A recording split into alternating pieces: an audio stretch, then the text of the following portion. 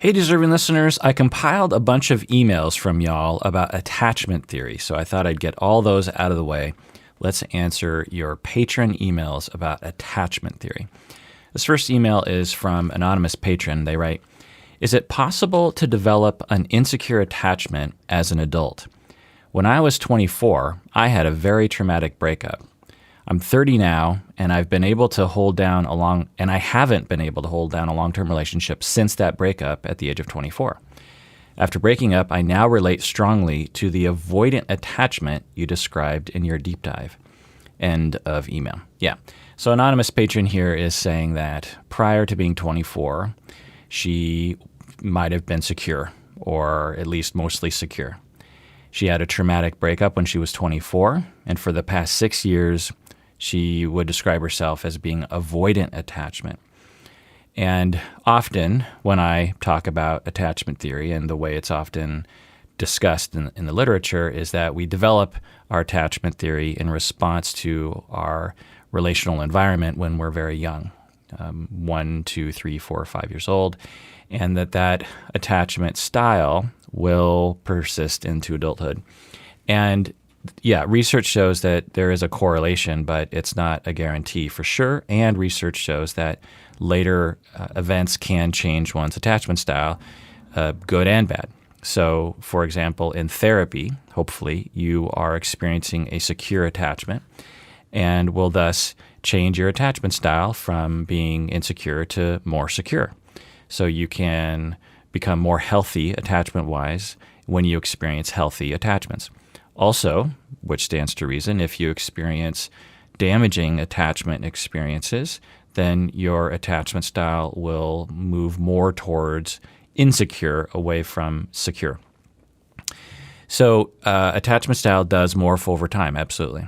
And it's also dependent on your partner. If your partner is more undifferentiated, more insecure, then in all likelihood, you're going to move more towards attachment insecurity. You might have noticed this about yourself. If you've had enough partners in your life, you might have noticed with some partners, you seem to be way more insecure than you did with other partners. So there's that. It's dependent on that. It's also dependent on how the relationship is going. If the relationship is going well, then in all likelihood, both members are going to edge more towards secure attachment. Mood, society, if society is uncertain or if society is treating you badly, then that obviously could edge you more towards insecure. And if society is treating you badly for a long period of time, then you might actually be permanently, so to speak, insecure. The important thing to remember is that attachment style is not a trait. It's a style of relating. That's why they call it style. Now, sometimes I discuss it, and sometimes in the literature it's discussed as a trait, as something that is a part of your personality. And I would certainly uphold that construction of it. But sometimes it's more useful to think of it according to its name, which is it's a style, meaning that it's a habitual way of managing closeness and the fears of rejection. One can change one's habits temporarily. For example, when you have a need for recharging your battery, you've been working too much and you need to go on a vacation, you need to relax. Well, let's say someone, they just love going to a Mexico beach. Whenever they think about being burnt out at the office, they just think, oh, I just got to get to Cancun or whatever. And so for this person, they frequently have a need to relax and to not be burnt out at work anymore. And they have a style of meeting that need by going to a Mexico beach. So when they have that need bubble up inside of them, sometimes it happens 2 times a year, sometimes it happens 5 times a year, sometimes it happens every hour, sometimes it happens once every 3 years. But as that need bubbles up for them, like, oh, I need to get out of town, they have a style that to meet that need, they go to Vegas or they go to Alaska or they go on a fishing trip or something. People have styles, and just look around you regarding vacation. People tend to have styles, not always, but point is that you could imagine someone having a style. But imagine one year that their partner doesn't want to go to Mexico and instead wants to go on a hike. But you've never done that before. You like to go to a Mexico beach, but you want to please your spouse, so you adjust to that new way of meeting your need, which is hiking. You say to yourself, ooh, I'd much rather go to a Mexico beach, but, my partner really wants to go hiking. So, okay, fine. I'll adjust and I'll figure out how to meet my needs of relaxation through hiking instead, even though that's not my habitual way. Well, that's what an attachment style is in a certain angle of looking at it. It's just a habitual way of meeting your needs, and it can be adjusted with some effort. To further this analogy, in the past, let's say that you've been attacked by a bear while hiking. So you really do not like hiking, because when you think of going into the woods, you think of that moment in the past where a bear attacked you. And you tried to go hiking again after the bear attack, and you just cannot relax. And so when you think about relaxing and getting your needs met for getting away from work, you do not think of hiking. You're just like, no, I do not relax when I go hiking. But let's say you put your mind to it and you're like, you know what, bear attacks are pretty rare. And so I'm going to do baby steps. I'm going to start out with a little hike and then a bigger hike. And then eventually I'll habituate to hiking.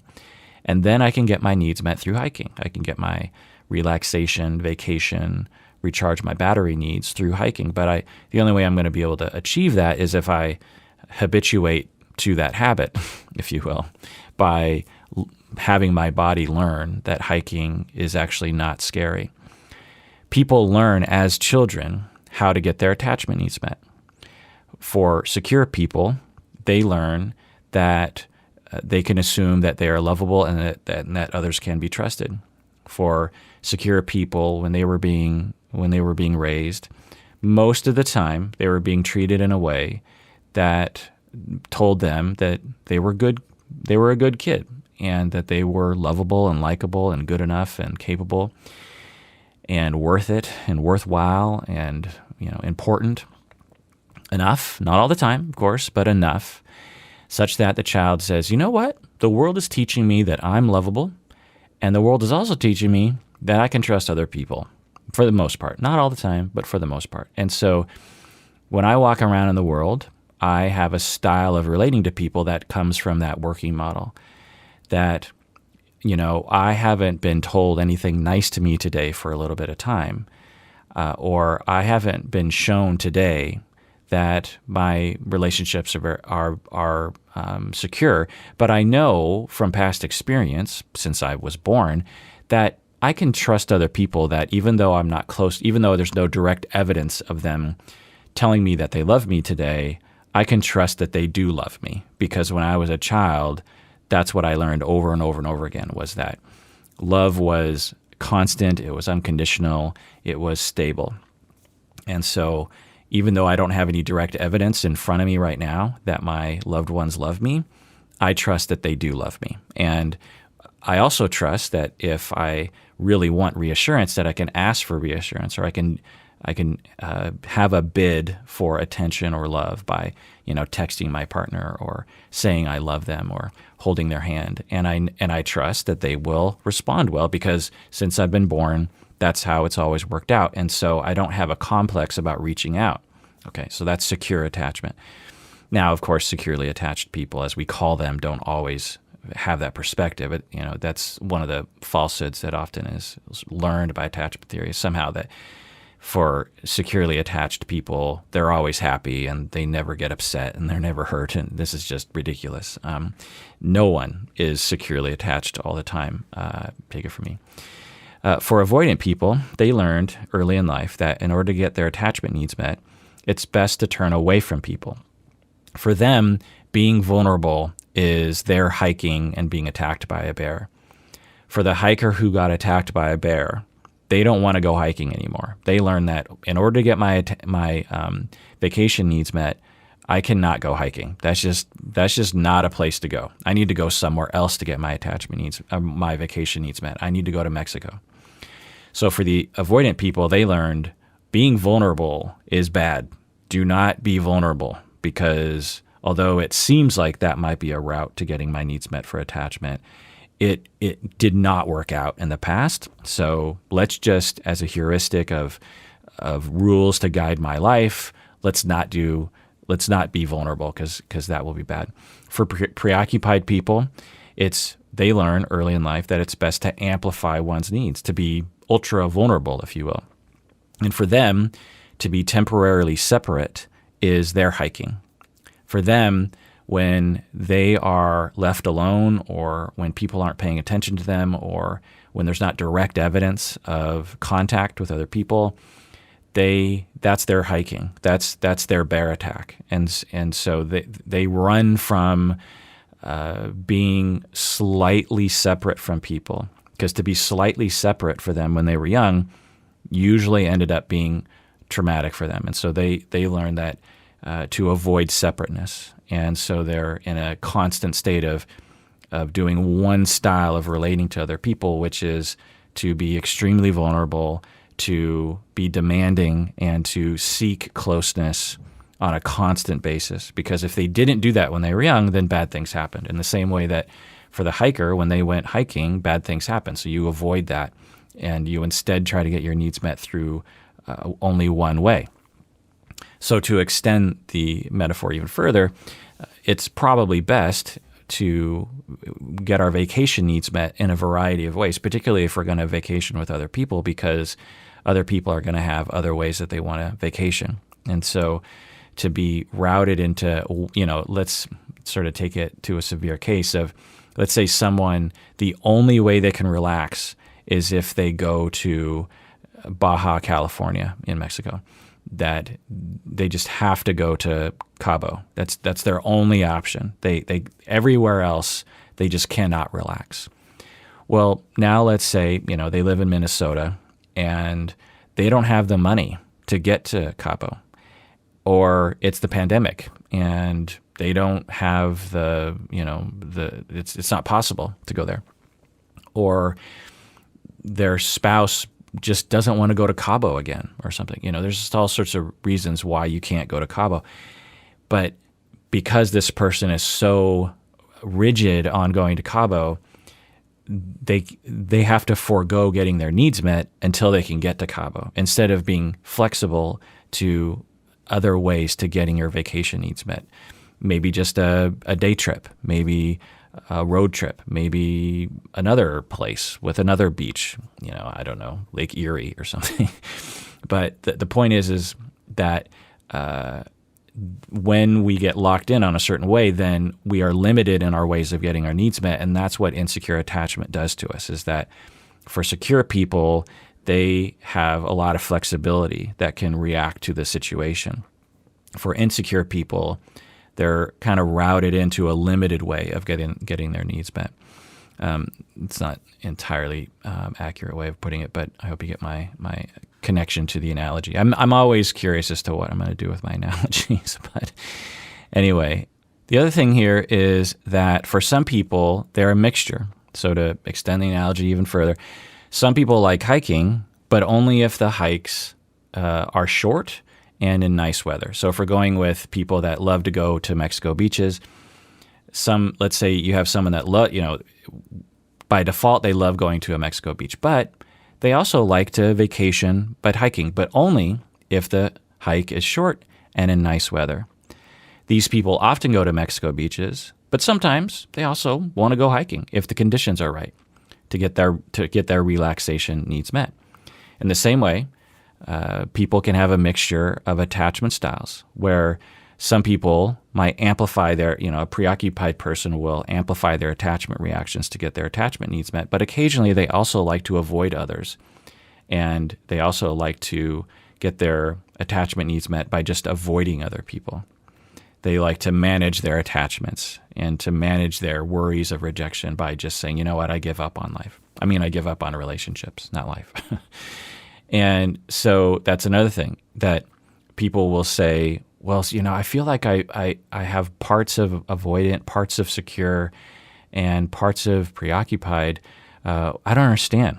Well, research shows, and anecdotally, that people can be a mixture. It depends. Now, for some, when I talk with them, I will for myself, if I was to conceptualize it, and of course it's just a conceptualization, it's not like a blood test gives us a reality of someone's attachment style, but the way I conceptualize people is such that a lot of times I will say something like, well, after talking with you, even though you're framing it as a mixture, I would say that you're actually more this attachment style, and sometimes this happens. Like, for example, some preoccupied people will say, yeah, when I read the preoccupied attachment style list, I'm definitely that. But there are times in my life when I'm very avoidant. And so when I talk with them, they will tell me their story, and I'll discover for my own conceptualization of them that I would say, yeah, I would absolutely call you preoccupied, but occasionally it becomes so overwhelming for you that you actually will just stop relationships because it's totally overwhelming. That's not avoidant style. Avoidant people are avoidant consistently, usually. And in fact, avoidant is one of the most consistent attachment styles you'll find. People, because it's very stable. In fact, avoidant people tend to be very stable because of that reason. They just aren't affected by other people. They don't even notice other people, really, because early in life they just neurologically turn themselves off to other people. And so there's a lot fewer factors that will affect their mood and their life. And they're so much more insular to themselves. And so they will, they're suffering for sure, but their suffering is more consistent over time. And so for someone to say, you know what, I'm preoccupied a lot, but I'm temporarily avoidant, that doesn't really fit the spirit of the concept of avoidant people, because avoidant people are avoidant all the time. Now, it just depends on how you look at it. Another clinician might come along and talk to that. My dog is barking at the male person. I swear, I go whenever my dog's like this. I go into the living room and I go to him. And I'm like, okay, I get it. Thanks for telling us that someone's outside. That's great, but we don't need the 10,000 barks. And with the pandemic, there's a lot of deliveries these days, right? Food delivery and blah blah blah. And so the dog barking happens a lot. I mean, it's not a big deal, but when I'm recording, I'm such a, I don't know, what do I say? I'm such a rigid recording person. I like the recording to be pretty good. And so whenever there's an anomaly, I get a little miffed. But anyway, hope it doesn't bother you. All right, let's go on to another email. All right, this next email is from patron Yasmin from Copenhagen. She writes, is it possible for you to talk about emotional manipulation and how it relates to attachment? What is an emotional manipulator? How is an emotional manipulator created? What went wrong in the mother-child dynamic that created a son that becomes emotionally manipulative in future relationships? End of email. Okay, well, so the first thing I'll say is that emotional manipulator is not a term in my field. I don't ever hear people, I'm guessing some clinicians talk about this, but it's an internet thing, I'm guessing. There's a lot of material on the internet talking about, narcissistic abuse, emotional manipulation, gaslighting, these kinds of things. And some people have said, I know Kirk doesn't like the word gaslighting. I don't not like the word gaslighting. I just think that it's overused. And I also think that, meaning that it's used too broadly to describe things that aren't actually gaslighting. A lot of people are in relationships where they feel hurt justifiably, and they're looking for some kind of, story or narrative to tell themselves as to why they got hurt, why they got dumped by someone, or why they got ghosted by someone, or why someone cheated on them. And they will look to the internet, and the internet will provide these kinds of answers. It's like, well, you dated an emotional manipulator. That's what happened to you. You dated someone who was a gaslighter. You dated someone who was, a narcissistic abuser. you dated a malignant narcissist. There's all these catchwords. I'm on the internet a fair amount, so I see this stuff too. And it's not that these things aren't real. It's just that they're overused.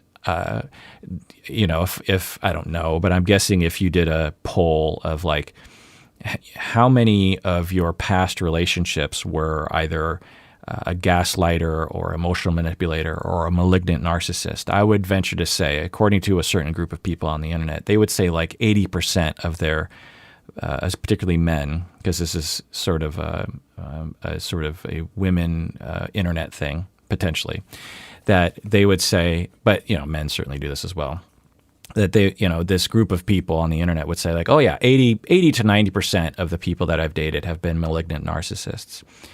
And that's just statistically not likely. It's likely what happened was a variety of things that led to the breakup. Maybe the person just wasn't into you. Maybe the person was immature. Maybe the person had traumas of their own and were being triggered. Who knows? There's just a variety of possibilities that are potentially present when we look at a breakup. Malignant narcissism and emotional manipulation, as it might be conceptualized on the internet, it isn't necessarily like. Now, are there malignant narcissists? Yes. Are there emotional manipulators? Yeah. There are psychopaths in the world. There are people who purposely try to hurt other people. I've met these people. I've treated these people. They're real. They're terrible. They're very destructive, and they can be extremely scary to be around, and will just create a wake of heartache and pain for themselves as well. I mean, that's the thing that people often miss about these disorders, is that for the individuals, they do not usually benefit from their disorder. People who have narcissistic personality disorder, people who have psychopathic personality disorder, people who are antisocial, every person I've met and treated and heard about with these actual disorders are suffering tremendously, not only just emotionally, but also in their lives. Their lives are train wrecks. And so to just look at someone and be like, they hurt me or they lied to me, they're a psychopath or they're a narcissist or they're an emotional manipulator is, it's not a clinical term. Now, you can say to yourself, I felt as though I was being gaslit, or I felt as though I was being emotionally manipulated. That's fine. But to diagnose someone as they are this, I have diagnosed my past partners as being emotionally manipulators. Well, now we're getting into clinical psychology world, and that's where I'm going to say, let's pump the brakes for a second. Again, if you felt as though you were being lied to, and if you felt as though the person treated you like a psychopath, or they seemed to be narcissistic in a way that harmed you, you are 100% free to say that. That's not a diagnosis. It's not a label.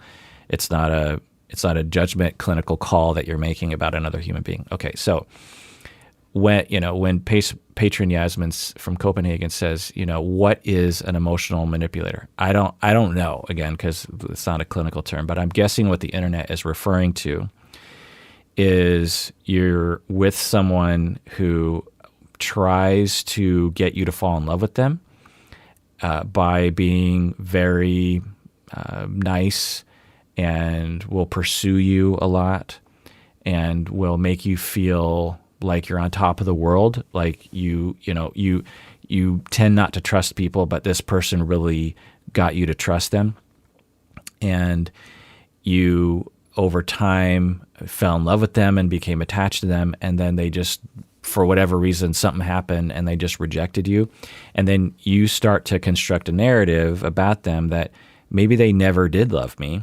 and they were just manipulating me the whole time. I'm guessing that's a scenario that people would, for themselves, apply the term, that person was an emotional manipulator. So if we're going off of that, I don't know, there's a number of other scenarios. But if we're going off of that, why would that happen? If you're looking back on a relationship and you're just like, that person got me to open up to them, they seemed, totally trustworthy, and They said a lot of things, and then later did things that made me think the whole thing was just one big, massive manipulation. Okay.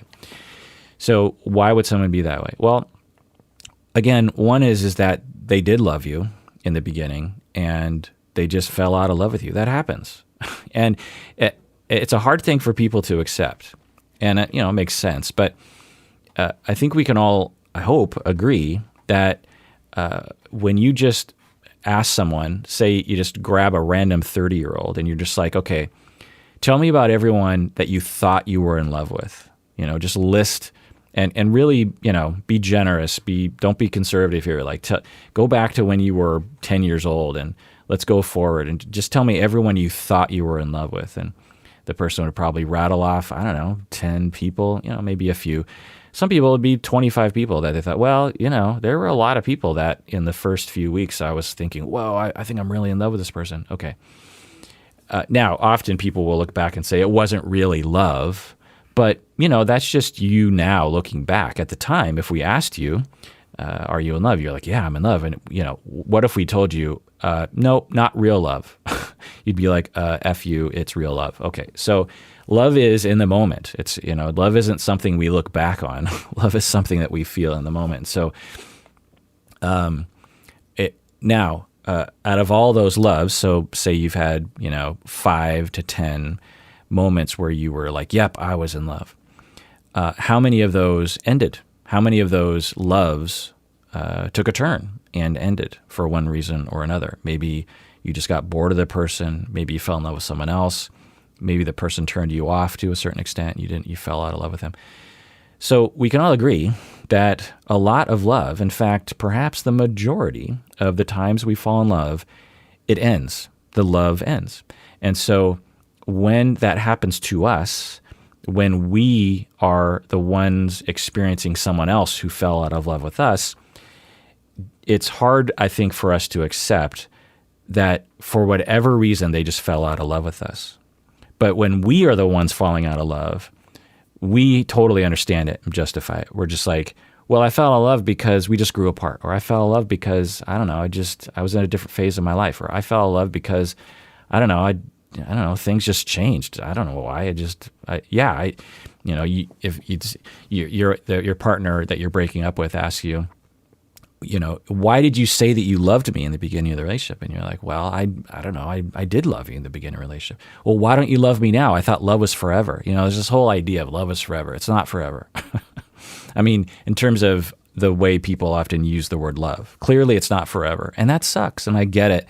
And it hurts. And it's perhaps a more palatable narrative to say that, oh, that person was manipulating me the whole time. That person was evil. That person tricked me. And for some reason, I don't know why, for a lot of people, that's a more palatable narrative. To me, a much more palatable narrative is they loved me. They had issues, but they loved me. And then they fell out of love with me before I fell out of love with them. And I still love them, but they no longer love me. But they did in the beginning. And they lied to me about this and that because they didn't want to hurt my feelings, but that was a bad choice. They should have just told me, or, whatever the situation was. But anyway, but to finally answer your question, Patron Yasmin, what's wrong with the mother-child dynamic that created a son? Again, we have a male here that becomes emotionally manipulative.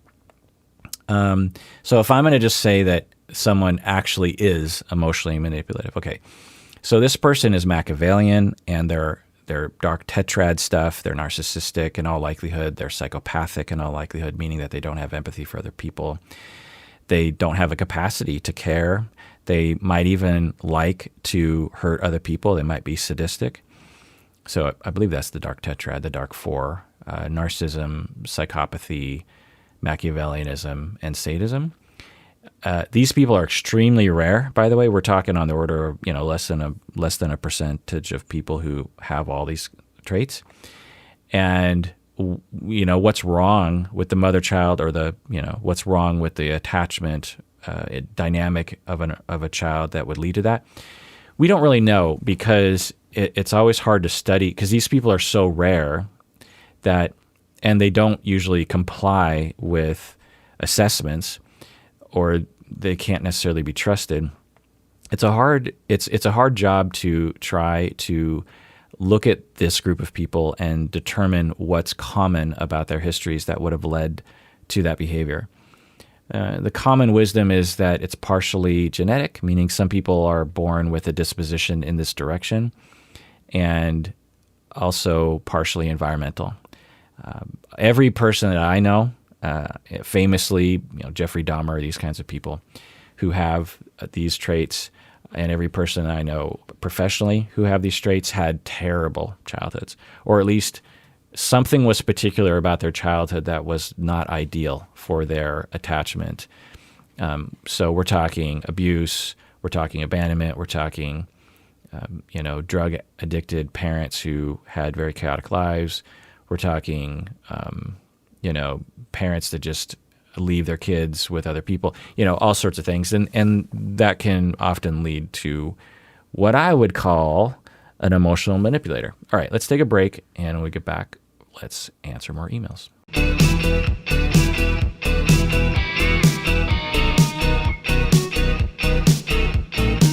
All right, we're back from the break. If you haven't become a patron of the podcast yet, that's how we know you like what we're doing.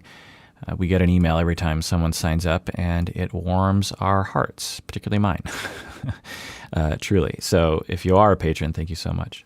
All right, this next email is from upper tier patron Lara from Toronto.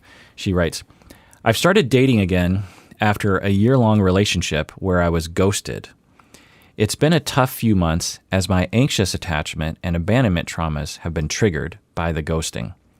How do I bring up my anxious attachment when dating, and at what point is it too soon?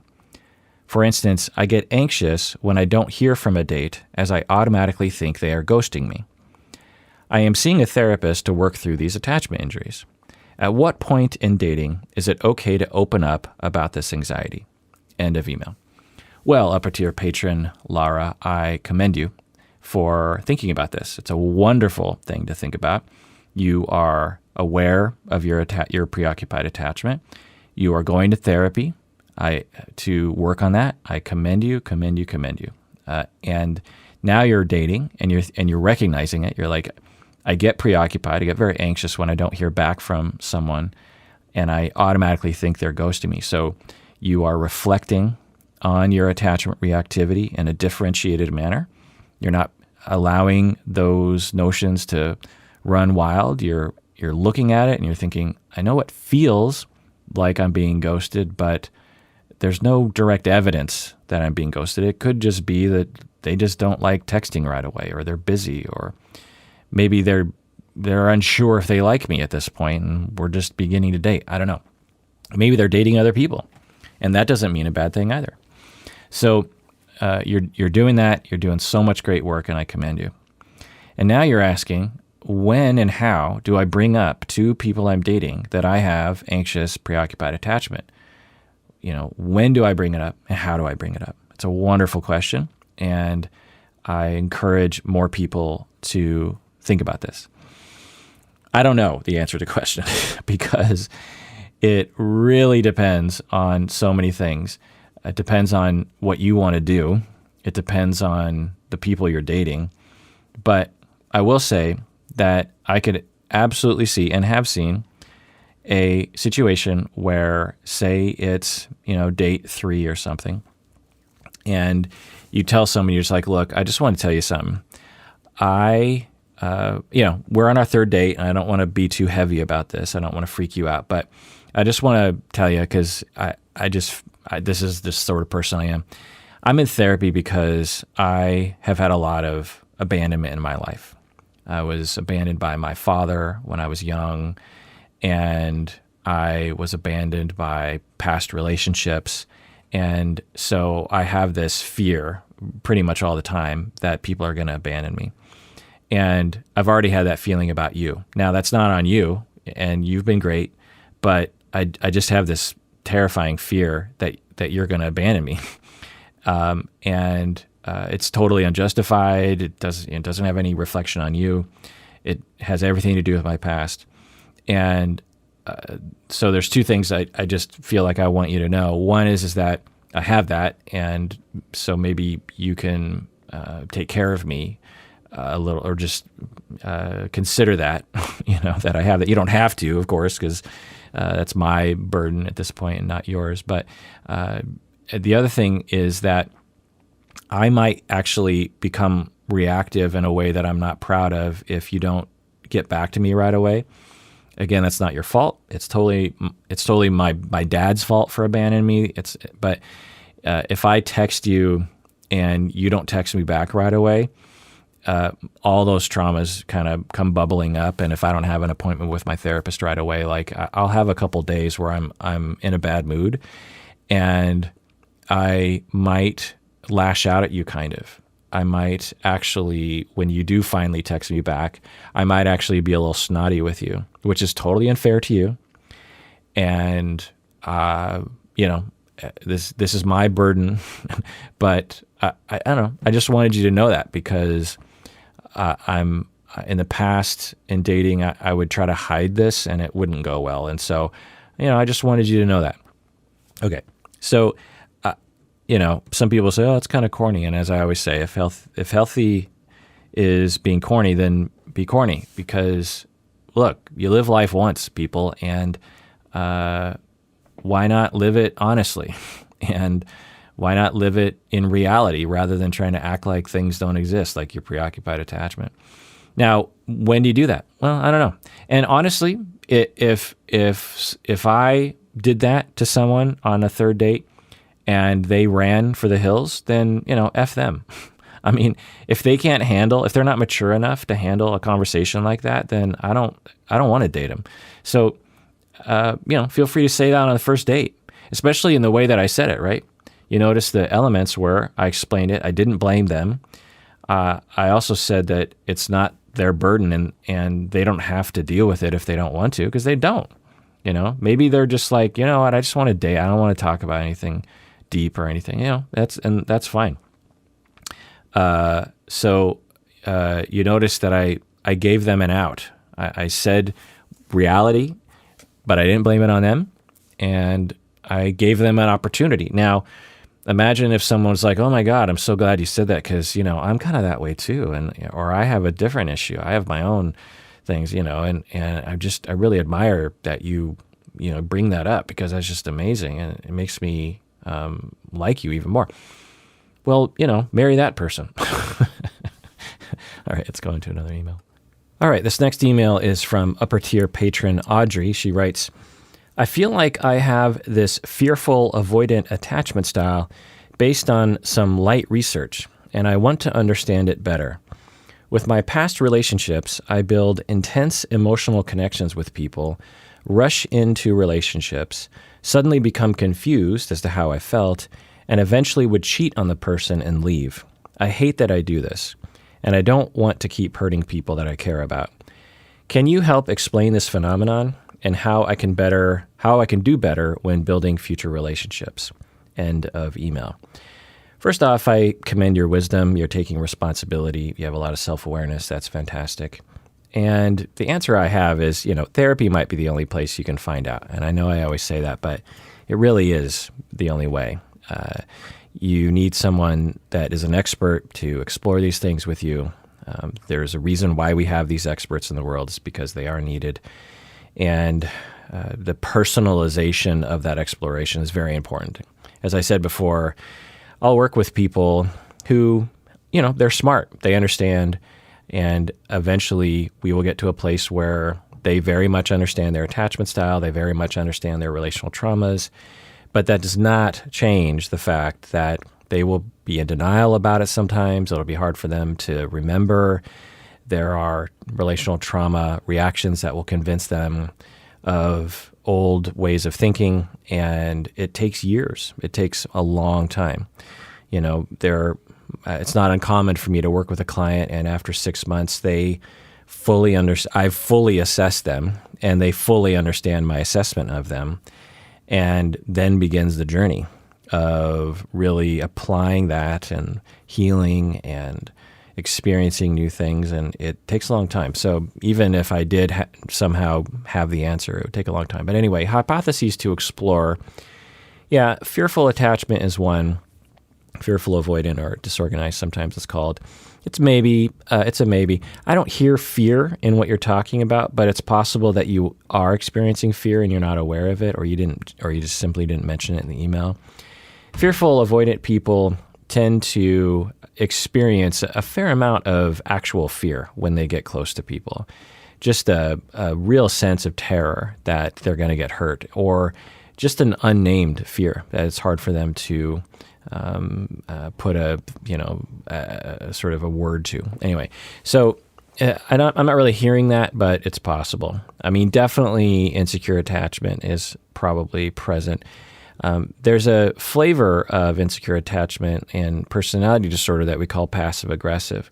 Now, in the common language, passive aggressive is used in a certain way. This is the clinical definition that was developed decades ago and is different, much more precise and much more comprehensive and much more, valid. And essentially, in a nutshell, you can listen to my whole deep dive on passive-aggressive personality disorder. Go to our website, find out when that was. I think it was, a few years ago. Anyway, you have to be a patron. But people who have passive-aggressive personality, for reasons related to their early childhood, they will feel hurt and scared of people, as everyone does. And their way of coping with it is through passive aggression. They will have hostile motivation, and they will express that hostility in a hidden or passive way. And one of the ways that some people will express that hidden hostility is through cheating and through leaving. It's a interesting phenomenon that it's hard to describe well enough. But in a nutshell, say you have someone who is in a relationship and they have a lot of relational traumas growing up, and they're really desperate for closeness, and it's on their mind a lot. And they enter into a relationship, they start to establish some closeness, and with that closeness comes worry about being hurt, right? The closer you get to someone, the more power they have over you, the more they can hurt your feelings, the more they can devastate you. And with that power, when you feel that, when you have certain relational traumas that lead to passive aggression, and you feel that power that someone has over you, even though they're not using that power in a bad way against you, if you have passive aggressive personality spectrum, then you will actually be very hostile about that power. You don't want people to have that power over you because in the past that meant bad things for you. And so one of the ways that you can strike back against that power is through hidden hostility, and a form of that is through cheating. And so that's another possibility. The other possibility is that you lack a connection with yourself and you don't really know what you want, and you end up in being attracted to people and engaging in relationships that you actually don't really want to be in. And then at a certain point, you cheat, but another way of saying that is that you never really wanted to be in the exclusive relationship to begin with, but you didn't really know that. And so by cheating, you're expressing this need to just get out of the relationship. That's another possibility. All right, let's go on to another email. All right, this next email is from listener Angie from Sacramento. She writes, I'm hoping for some input regarding my 8-year-old son and attachment. My son has always been very sensitive and emotional since infancy. I have always made an effort to identify his emotions and reinforce those feelings and that they are okay and fine. But I fear that practicing this more nurturing approach has led to pacifying his emotional outbursts. At 8 years old, he is still having fits when he feels misunderstood or when he asks to turn off the video game, or when he is asked to turn off the video games. He will stomp, yell, cry, huge tears, and find it incredibly difficult to calm down for a length of time. I have tried a few other approaches as well, like having him sit in a calm room until he is more calm, and then we talk about the situation and how his emotional outbursts could have been prevented and expressed differently. But to be frank, I am not sure if any one of the methods I have practiced is the right one. I want my son to have a strong attachment and awareness of his emotions, but I think he has reached an age where his fits and temper tantrums are no longer age appropriate. Are there any emotional supportive methods to prevent or correct temper tantrums? I would so appreciate your input and truly respect your expertise. End of email.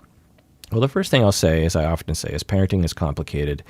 And anyone who gives advice about these kinds of things and acts like parenting is not complicated doesn't understand what parenting is and has never been a professional who has helped people. I have helped hundreds, if not thousands, of families with parenting, and this is a very frequent thing that I've helped people with. And one of the benefits of me having worked, and I'm talking like working with families for years, right? Going to the home, sitting down with the kids, sitting down with the parents, observing the parents, advising the parents, talking with the other siblings, like just going round and round. And one of the benefits that you have as a expert and professional with my experience is you learn, wow, like parenting is complicated, man. Like there's a lot of different nuances. And what a lot of simple-minded people will think is that what worked for them works for all kids, and it's possible, but it's not likely. What worked for your kid who had temper tantrums might not work for another kid with temper tantrums. It's just really, really complicated. So I just want to put that out there. The second thing is that obviously get a specialist who will work with the whole family.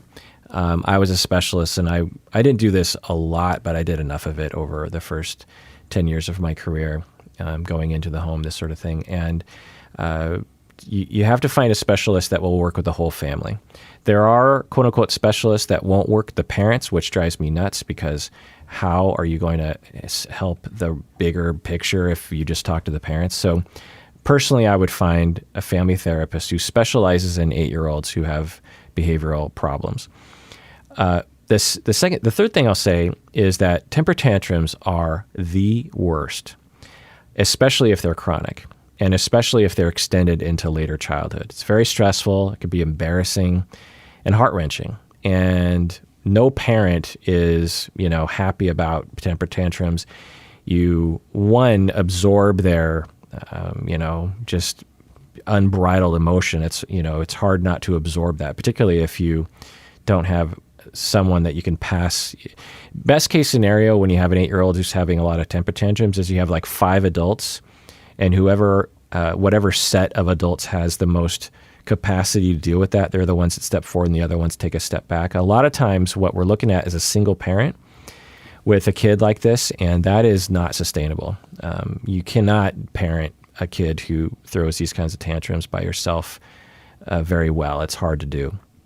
So it takes a village, particularly with kids who throw temper tantrums like this. So you end up judging yourself, like, what am I doing wrong?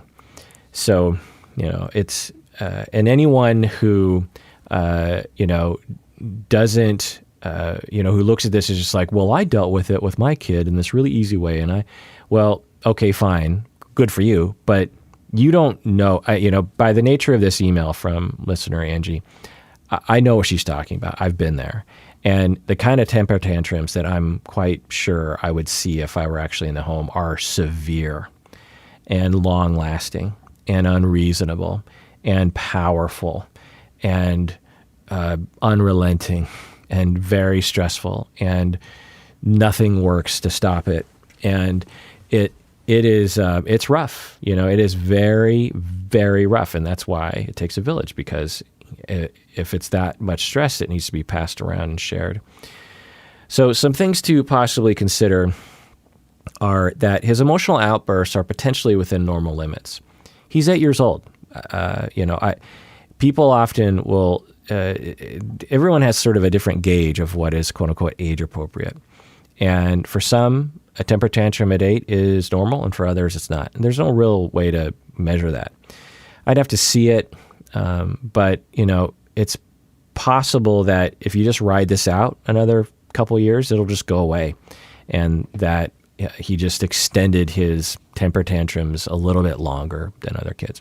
In the same way that sometimes kids develop language a little later. Some kids learn to walk a little later. Some kids learn math a little later. There's a lot of capacities that kids will develop over time developmentally, and not every kid is the same. So it's possible that it's just, just normal and you're doing everything great. The second thing is that it could be dispositional, meaning that it's not an indication of your parenting and there's really nothing you can do about it. You said that from the time he was born, he was sensitive. So that points in that direction. You could see it as just the way he was born. He's just very sensitive, very reactive emotionally. It's also possible that he suffers from mood disorder, anxiety disorder, this sort of thing. And of course, a specialist would assess for that. But it's also possible that it's just the way that he is. And throughout his life, there's going to be pros and cons to being sensitive. You're experiencing some of the cons right now, which is temper tantrums, but there are pros. Pros like you just really understand your emotions well, or you pick up on the emotions of others. You might have a lot of empathy for other people. You might be very creative. There's a lot of different pros to being sensitive. So who knows? But my point with that is that, a specialist might find that that's the conceptualization and thus, just stay the course with your parenting. Because that brings me to my third thing, which is that your approach, parenting-wise, sounds good from your description. I can't tell. I'd have to observe it. But from your description, it sounds great. You're helping him calm down. You're talking about emotions. You're helping him communicate his emotions in different ways. That's fantastic. So from your description, I can't imagine changing that. Like, what are you gonna change that to? And that brings me to my fourth point here is when I hear the phrase age appropriate, I get a little worried, honestly. I don't know, but often that is associated with some sort of self-judgment as a parent, or maybe even people pressuring you, like school people, or I don't know, just other people pressuring you as a parent. I'm just like, I don't think that is age appropriate. Now, there is such a thing as age appropriateness for sure, but we have to be careful when we go down that road, because some parents, when they go down that road of like, my kid is having temper tantrums that are not age appropriate, and thus I need to discipline the kid. That's often what they're really getting at is you need to discipline this child. You need to not coddle them. You need to not just listen to their emotions. You need to put them in timeout. You need to tell them that there's a limit. You need to tell them to stop. Now, as I said from the beginning, parenting is complicated, and I'm not saying that those strategies aren't going to work. Maybe they will, and that's what a specialist would experiment with you. I've done that sort of work with parents. But what often happens is that parents are doing great from your description, just giving the kid space, having a conceptualization that the kid doesn't have any control over these temper tantrums, just staying the course and just suffering through it as best you can and not really thinking there's much more you can do about it. Then an outside person comes in, a teacher, someone you're dating, maybe your parents, and they're just like, that's not age appropriate. You need to crack down on that. And then parents will go, oh, I need to crack down. And then they start to crack down. And now we have a problem. Now we have a kid who has a disposition of sensitivity, and he is being ostracized and disciplined for something he doesn't have any control over. And there's a lot of examples like this when kids have ADHD, when kids are highly sensitive people, when kids have anxiety, whatever it is, there's this knee-jerk reaction from a lot of people that you need to discipline it. And I'm here to tell you that discipline does not take away sensitivity. It's just not going to happen. The key assessment bifurcation that I would engage in with families like this is, does the kid have control? Because if the kid has control, then yeah, the kid is just manipulating everyone. The kid is retaining some old behavior that they've learned works with people. Usually kids don't want to do that. Kids usually want to grow up. They usually want to be, a big boy who knows how to handle things. And so that's not usually the case, but some kids will, because some kids will just regress purposefully as a way of manipulating people around them. And you can usually tell. As a parent and as an expert, I could usually tell after a while that, oh, that kid's doing it on purpose. That kid is drumming up. Now sometimes they can manufacture an emotional state that they become out of control, but in the beginning they're very much manufacturing it. But that's rare, and it's not very common. It certainly can happen. But often what I would find is that the kid really had no control over what was happening, that they were not trying to do this, and that they might have some volition in the moment, but really they're becoming overwhelmed very quickly, and it's virtually impossible for them to control it. One of the things you look to is different contexts for this sort of thing. Does the kid only throw temper tantrums when he's at home? And at school, he's totally fine. Now, that doesn't necessarily mean that it's a manipulation. It could just mean that he's really just clamping down on his behavior and emotions at school. And then when he gets home, it's just too much to sustain that level of clamping down, and then he lets loose. So it's not quite sure, but it is a data point to notice. So, you cannot discipline this sort of thing away. And it's a temptation that parents fall into, and I get it, but I don't recommend going there unless a specialist were to guide you in that direction. All right, let's go to another email. All right, this last email is from patron Handy from Istanbul. Patron from Istanbul says, I want to start by saying thank you for changing my life. I had a difficult childhood and had some issues in my life. Before finding your podcast, I was desperately trying to understand myself. I've been in therapy too, but never heard of attachment theory in therapy. I've listened to your attachment theory deep dive a couple of times now. Even the little I understand has changed a lot for me in my life. Besides that, your open-minded and non-judgmental approach on things really helped me gain a perspective in life, so I don't know how to express my gratitude. So just chiming in here, that warms my heart. Patron from Istanbul, that's super nice of you. And it is just incredibly humbling to think that I and you across the planet are connecting. That's fantastic. Going on with your email. I am a preschool teacher. Children are too dependent on their moms in my culture. In fact, most of them have never been away from their mothers until they start preschool, which is when I come into the picture. You can see a lot of crying children on the first day of school.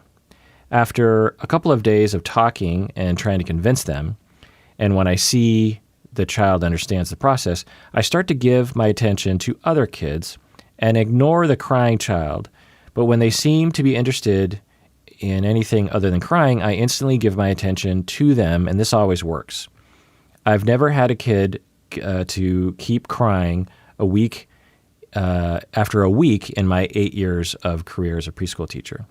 But now I'm wondering, in the light of attachment theory, is this a healthy thing to do for these kids, or what would be more helpful to them? Can you talk about that? End of email. Yeah, as I said before, it's very complicated. It's largely dependent on what's happening to them before entering preschool, what the attachment was like between the child and the parents, what's happening outside of school. So there's a lot you don't have any control over. But just kind of looking at and I have a lot of experience with this too, because my mom had a daycare in my house growing up, and I observed my mom do something quite similar to what you're talking about, where she would get and all the daycare kids were preschool or younger. They were 2 to 4 years old. And in my own house, and we didn't have a large house, there would be 15 3-year-olds. Sometimes taking naps in my bed. I couldn't even go in my room when I got home from school. And so I really saw my mom, right before my eyes every day deal with this sort of thing. Whenever she got a new kid, it was always a chance where the kid would have a real hard time adjusting. Some kids adjusted well and some kids didn't. And my mom was just a master at being able to integrate the child into the system.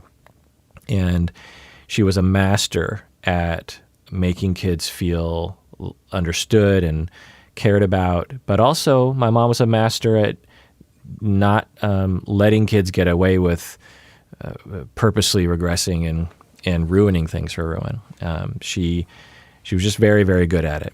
And it's very complicated. There's a lot of nuances to this, and there's not anything I'm going to be able to say that is going to fully encapsulate like what one should do in a situation like this. But it's great that you're thinking about attachment because that is something to consider. Some kids develop insecure attachment in part due to their experiences in daycare and preschool. When you drop off a kid at daycare or preschool, there is a risk that the child will experience that as an emotional abandonment and a lack of security. They're also just that fact of being separated from one's parents can actually be trouble for a kid. It's always trouble. It's just a matter of to what degree, right? Also, in daycare and in preschool, there can be bad things that can happen as a result of interactions with other kids or the teachers or the daycare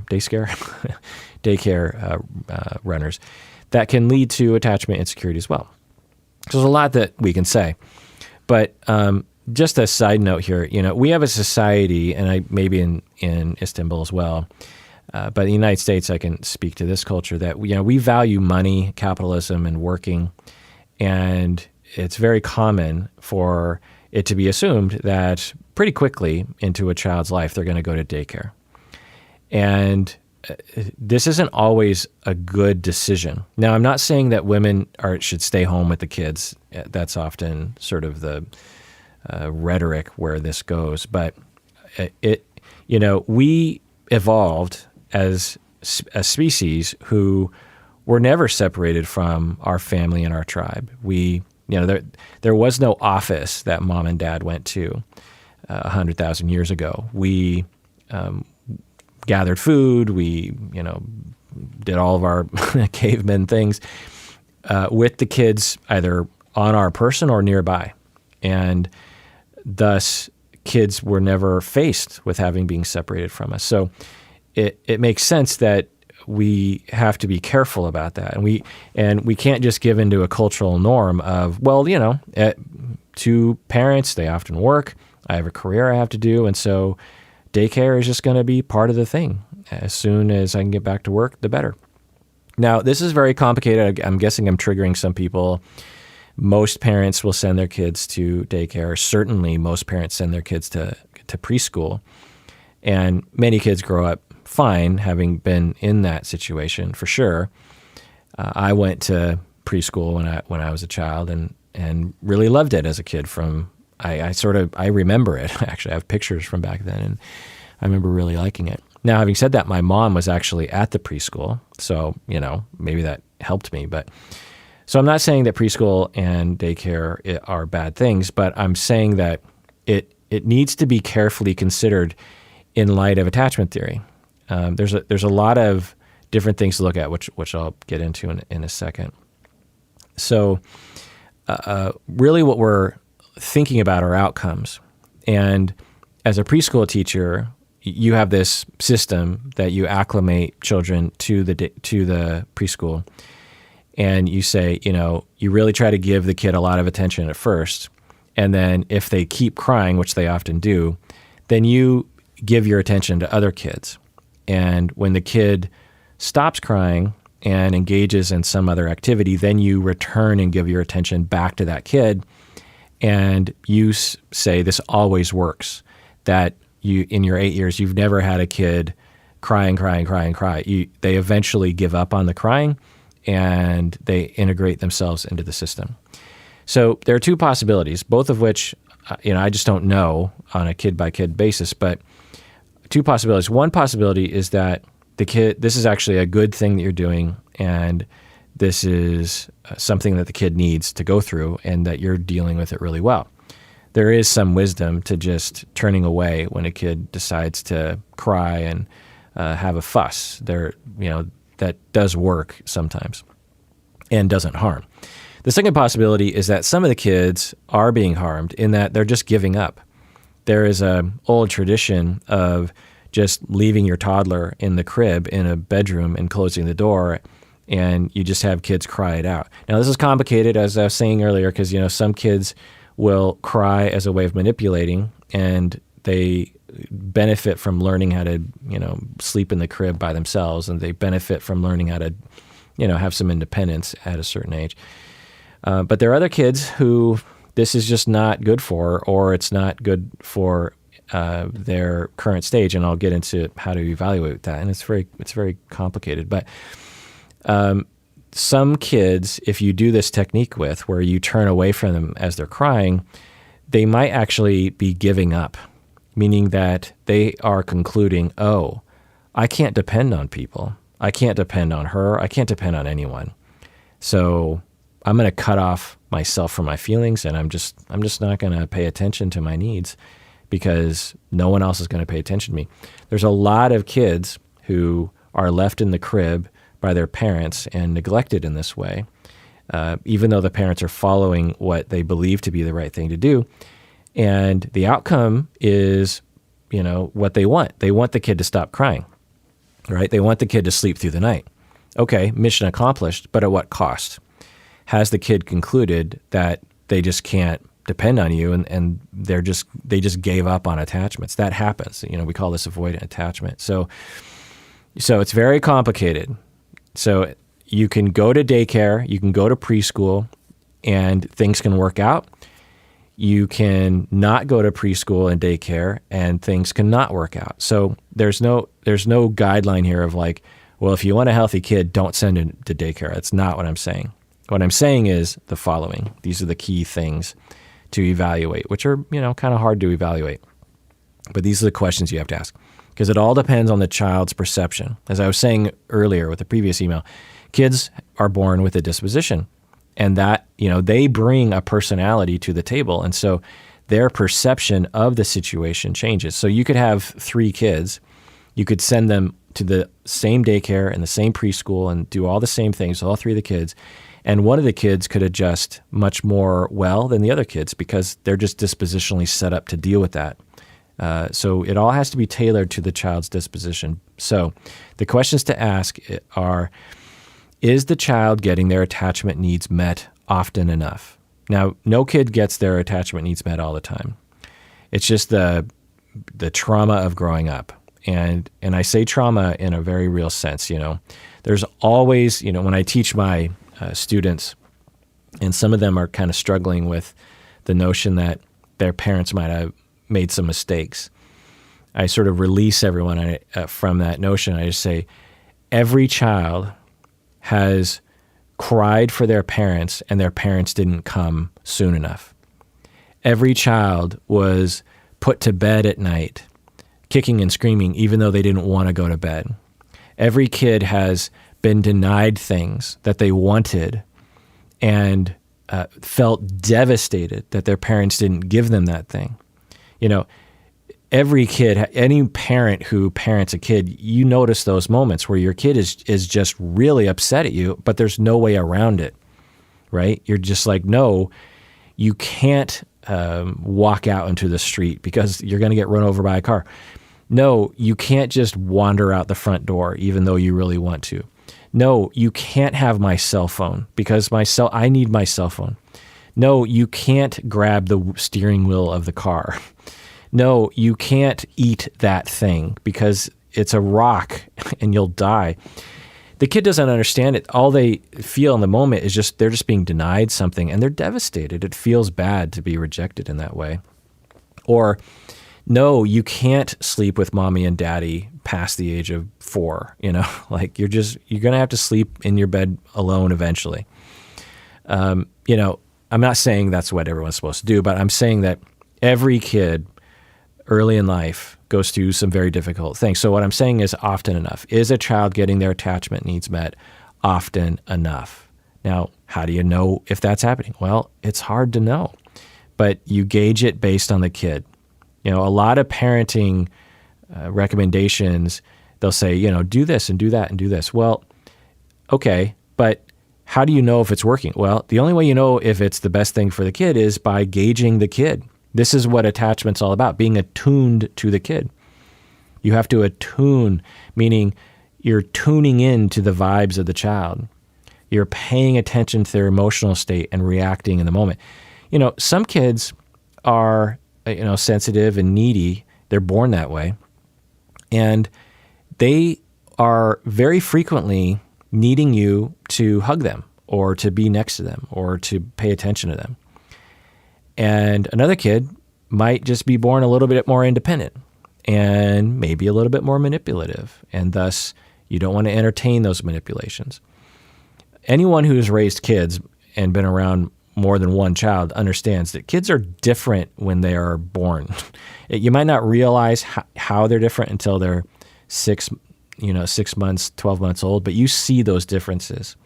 You might not know what those differences are going to blossom into, but every 9-month-old child is different. Every 9-month-old child that I've met has already some behavioral traits, and you can see it. So there's, being mellow, there's being curious, there's kids who are very interested in electronics very early. There are kids who have a lot of eye contact. There are kids. Now, there are things at the edges of that disposition when we can talk about things that are disorders or labels or something, but there's a lot of range in between there. Anyway, so does the child feel attuned to? Does the child feel as though, as they're experiencing the world, that their caretakers notice them and respond in a way that helps them? Is the child getting enough attention?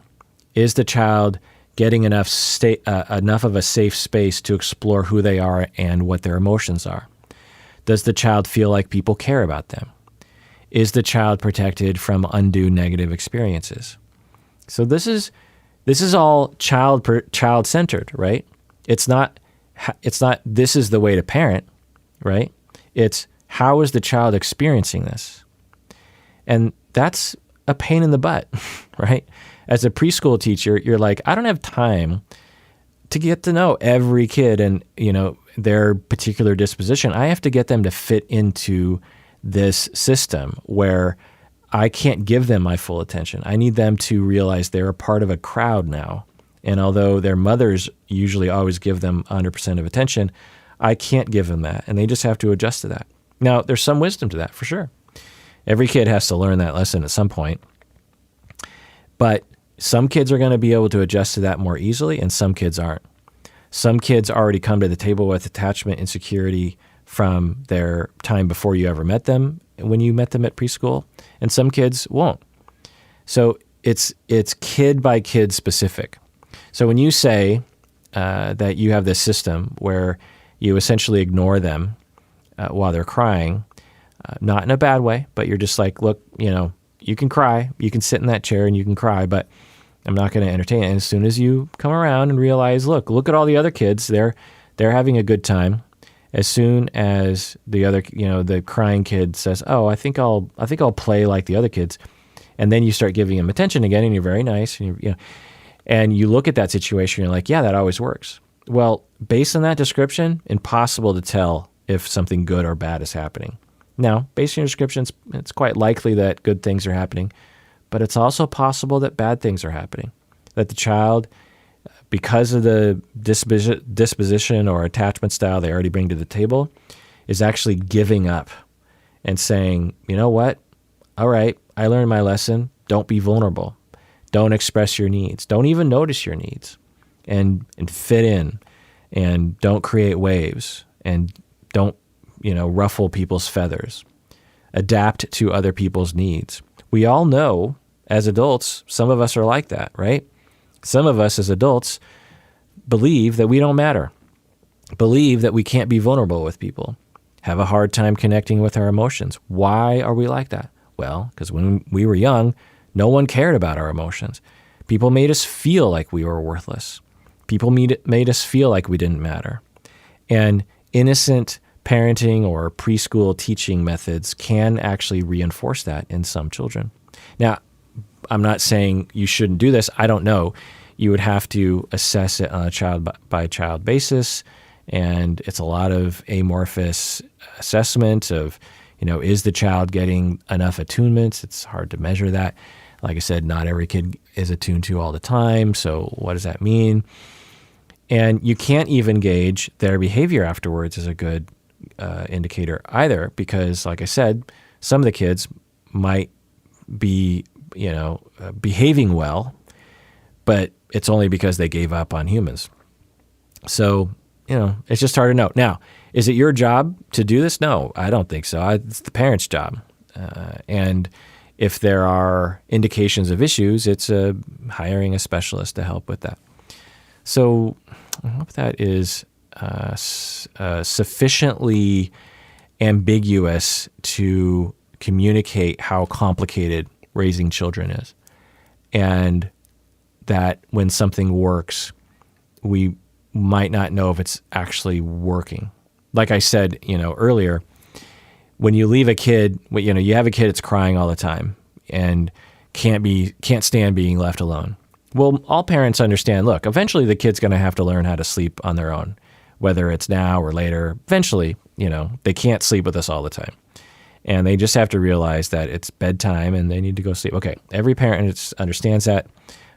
Now, attachment parenting-oriented people would say, well, when the kid is ready, and maybe that's when the kid's 8 years old, that's when we actually put them in another room. Then there's nothing wrong with that either. But there's room there, obviously.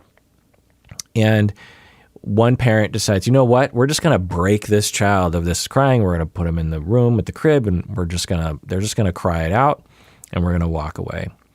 Well, and at the end of whatever period of time you do this, a week or so, the kid just stops crying. Okay, mission accomplished. You achieve that mission. It's impossible to know, based on that description I just said, whether that's a good outcome or a bad outcome, because you have to look at the child holistically. What happened to that child? Did the child just learn, you know what, I can do things on my own. I don't need my parents. I succeeded. I slept on I feel like I'm a big boy now who can sleep in his own room. Is that the narrative? Is that the experience the child went through? Or my parents don't care about me. No matter how much I try to reach out to them, they don't love me, and I give up on humans. So you have to be attuned to a child overall, holistically, to even get a sense of the answer to that question. You can't just apply a parenting approach to a child without checking in with how the child is reacting to that. And this really applies to a wide variety of parenting approaches, by the way. And this is why it's problematic when people who had good experiences with a particular parenting technique with their own kids just judge every other parent for their way of parenting. Like, something that just drives me crazy is you'll be at the grocery store and there's parents and their 3 kids are in the cart and they're pretty wild, right? They're making a lot of noise. They're picking up things off the shelf and throwing it around, and the parents are doing their best to somehow manage it, and that creates anxiety around people watching this. And then some other parent comes up and talks to the parents and just says, like, I noticed that your kids are out of control. You really need to discipline them more. Okay. This drives me crazy because it's possible, I guess, that that's accurate. But it's also possible that the parents are actually doing the best thing for the kids at this moment, and you just don't know the bigger picture. You don't know where those parents are coming from.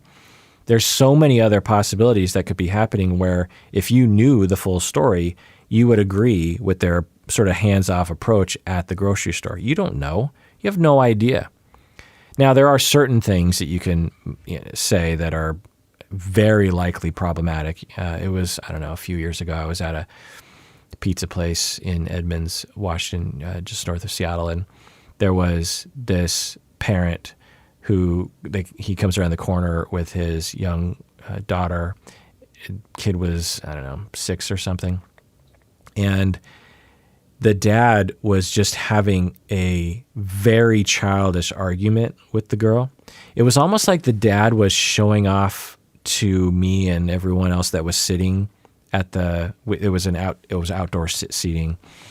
And I got this impression that dad was like trying to show off, trying to, make it kind of jokey, but he was arguing with his 6-year-old child, and his 6-year-old, and it was clear that this was an ongoing thing because the 6-year-old girl was very adept at verbal argument with her father, and I was assuming it was the father. I mean, in all likelihood, it was. I mean, at the very least, it's a caretaker, and in no universe can I imagine that being a good parenting approach to argue like a child for long period of time.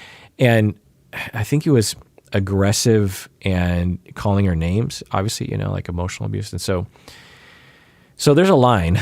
So if you see something in the grocery store that is beyond a certain threshold, then yeah, something bad might be happening for sure. So I'm not saying that you can't judge other parents, but there's a much wider variety of potential good parenting approaches at that moment that a lot of other parents might not understand.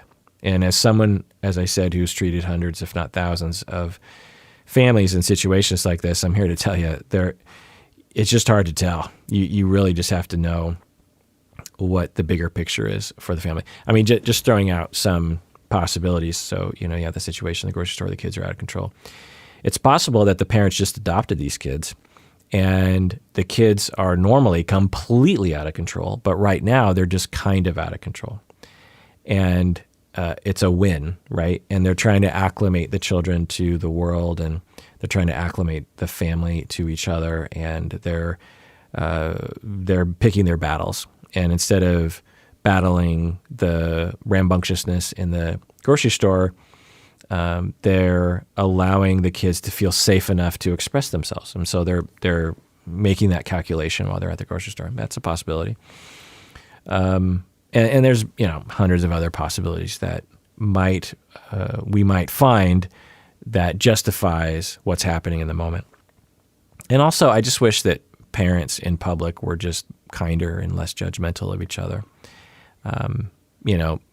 It's hard to parent kids, and let's just take it easy on each other and not jump down people's throats. Anyway. All right, so that was me answering emails about attachment, and I did not get to even half of the emails, so I'm going to have to do a part 2. All right, tune in next time when I do part 2, and everyone out there, please take care of yourself because you deserve it. You really, really do.